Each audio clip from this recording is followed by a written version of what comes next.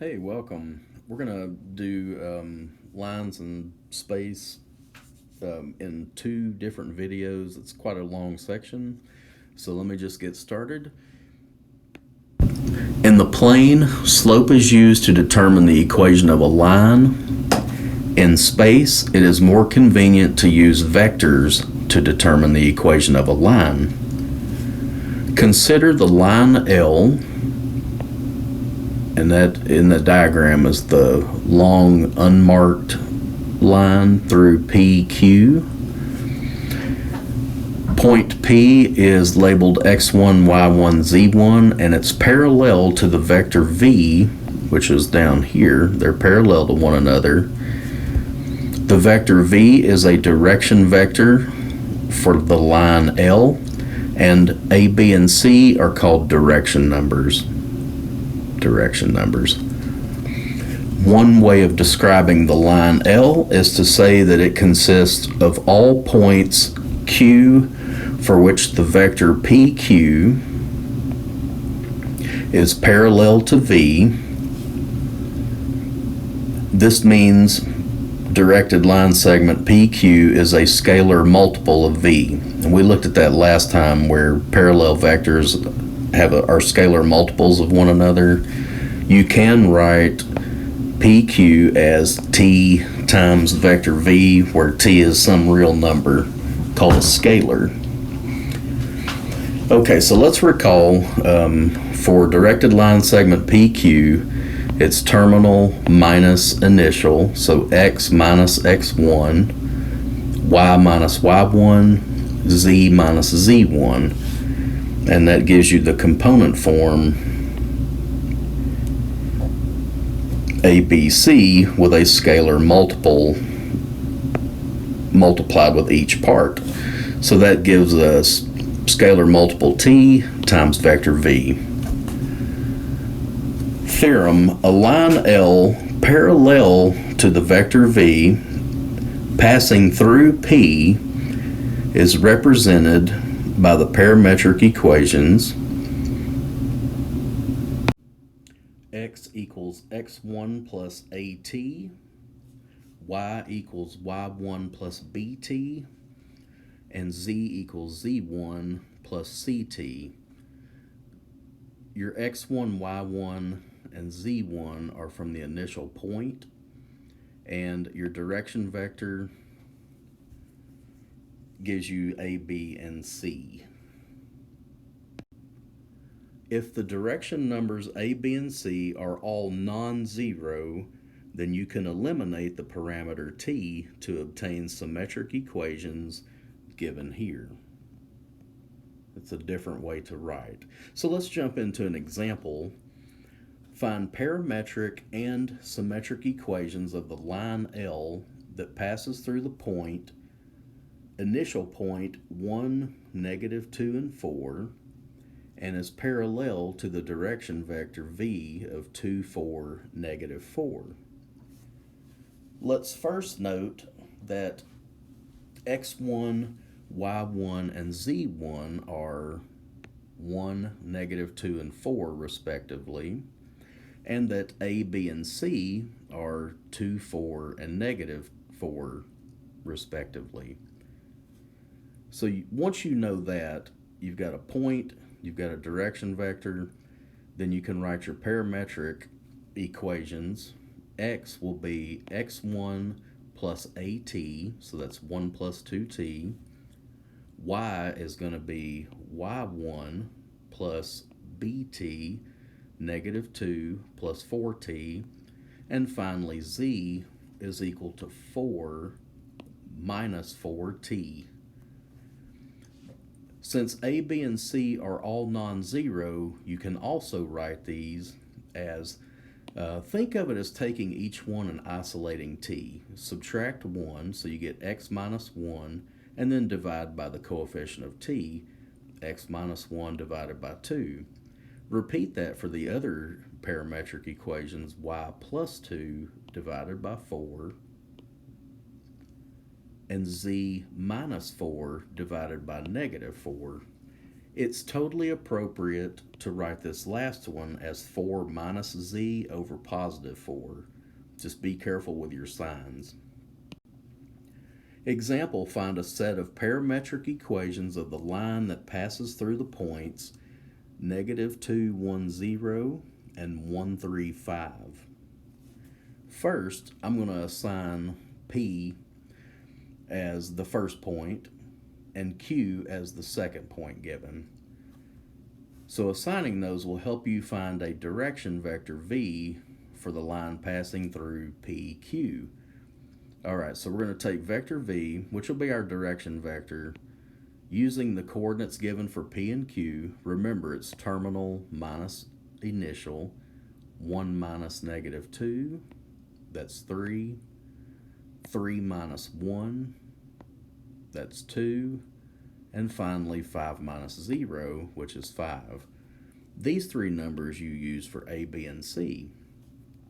Now, using point P, that's our initial point, and our direction vector, we can now write these out. -2 plus 3t, y is going to be 1 plus 2t, and finally z will be 0 plus 5t. 0 plus 5t is just 5t. Now let's investigate obtaining an equation of a plane in space from a point in the plane and a vector normal to the plane. Okay, so just as a quick reminder, if you're normal to the plane, think of it this way. If you were to lay a sheet of paper down on your table and stand a pencil vertical on it where it forms a 90-degree angle with the pen and the paper, then your pen is normal to the plane, which is your sheet of paper or tabletop.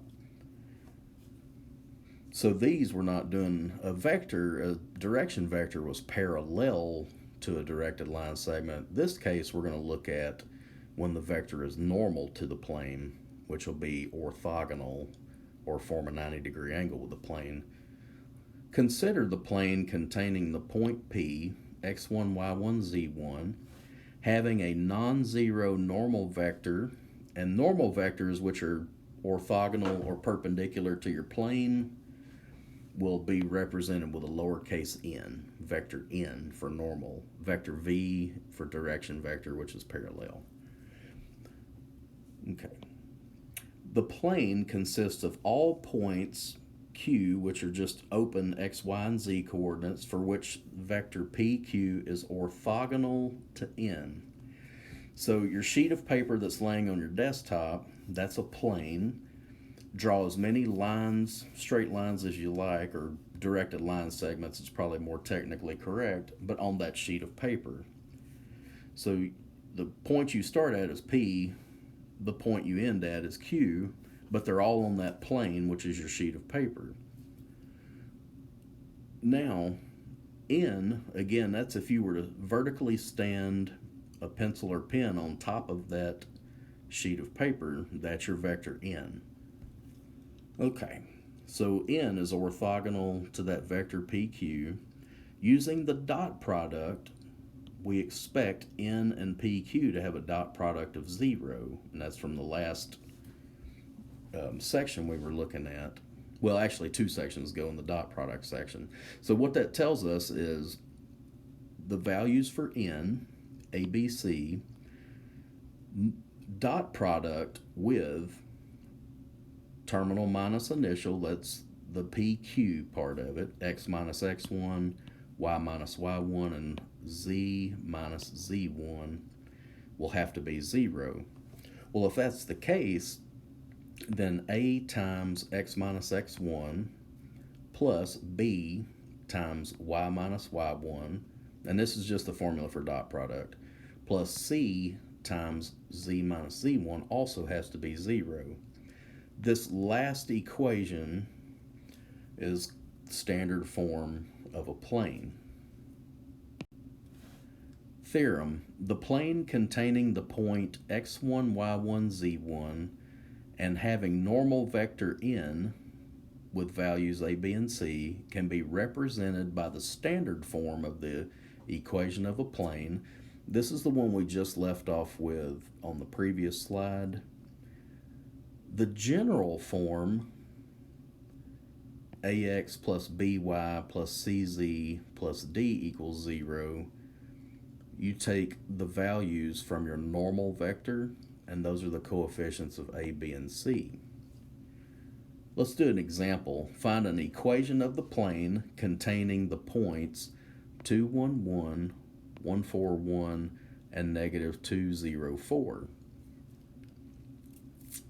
So we're going to, if you were able to plot these three-dimensional points, the sheet of paper that would go through all three, which represents your plane, that's what we're looking for, is the equation of that sheet of paper.